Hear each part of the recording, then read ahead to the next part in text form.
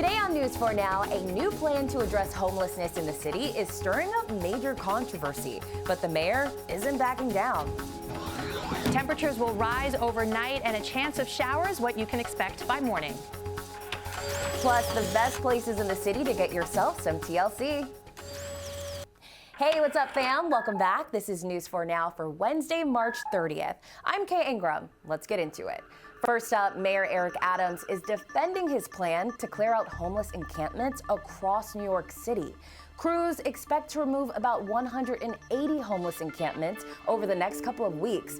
But naturally, some people aren't feeling it. The Coalition for the Homeless says these sweeps are harmful and could drive folks from getting the urgent services they need.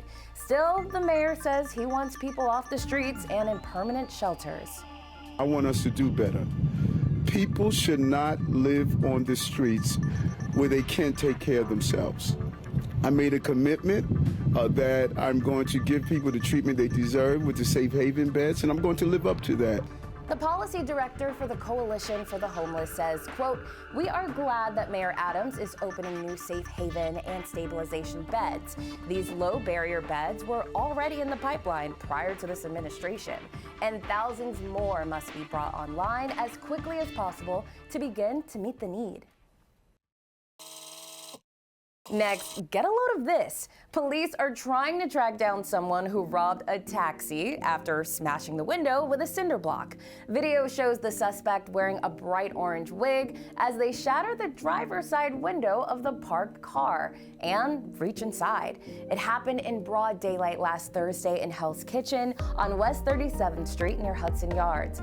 Police say the suspect got away with an iPhone and $40 in cash. The victim of a violent robbery is in the hospital today, recovering from a severe head injury. Surveillance video shows the suspect approaching 53-year-old Melvin Dizon from behind, inside the McDonald's on 33rd Street and 7th Ave Monday morning.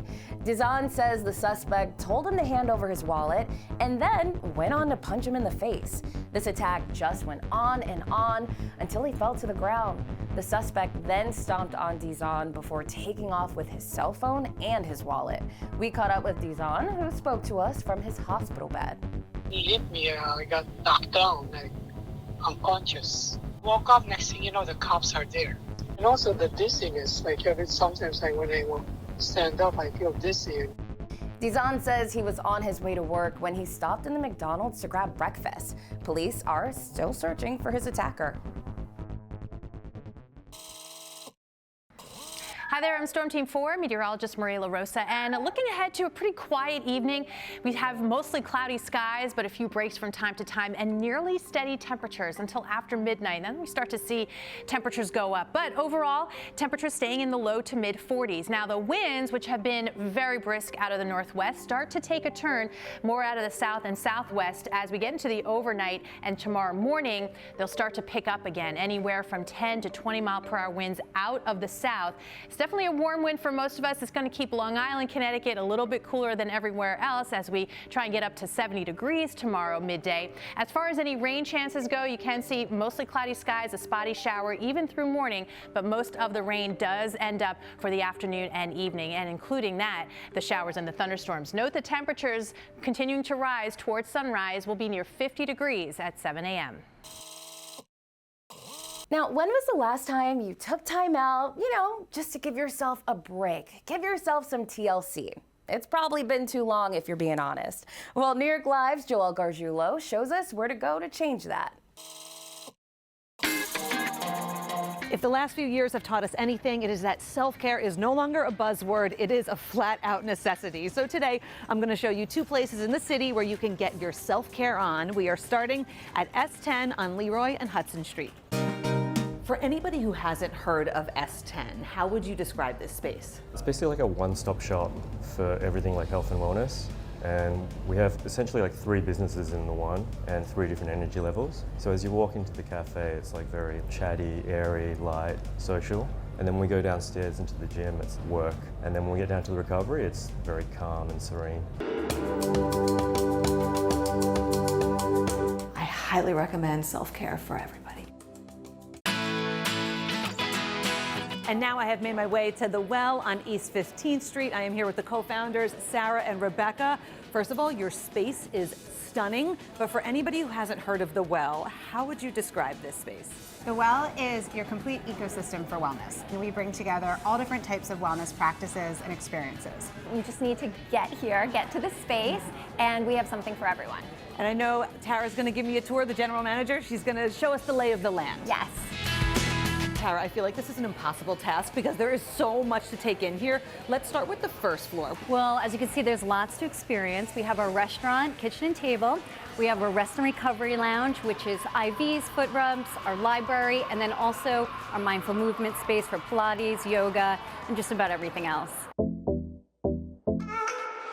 What do you offer down here? We have health coaching, our functional medicine team, meditation dome, infrared sauna, and then of course traditional treatments like massage, facials, lymphatic drainage, you name it. So how do you feel? Like I never want to leave. You're never getting rid of me. Good. Thank you so much for having us. It was so nice to see you. You as well. It was our pleasure.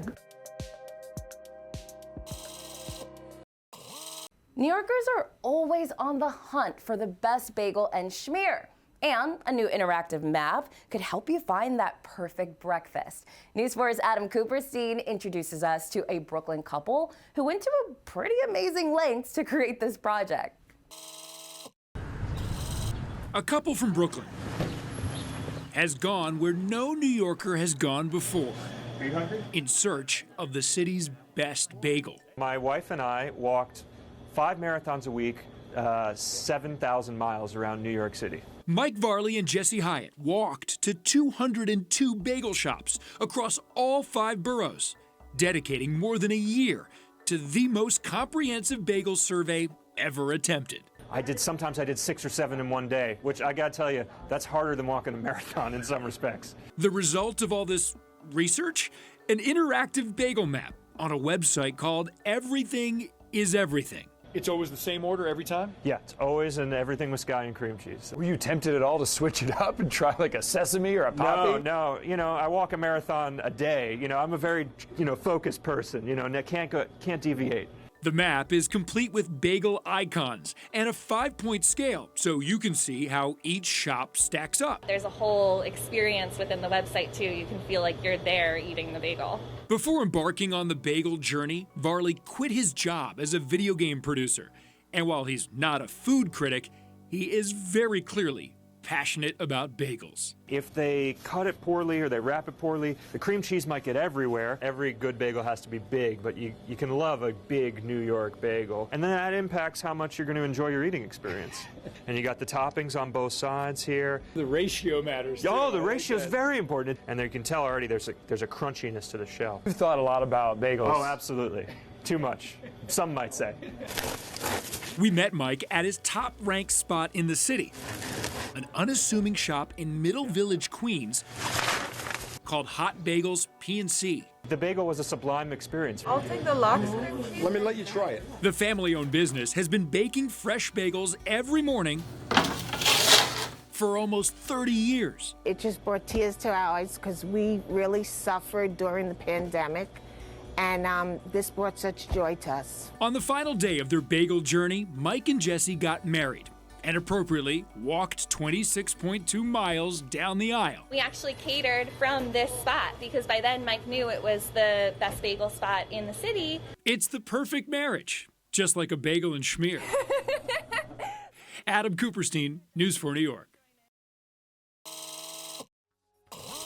All right, friends, thanks for checking in. We'll see you back here tomorrow on News 4 Now. See ya.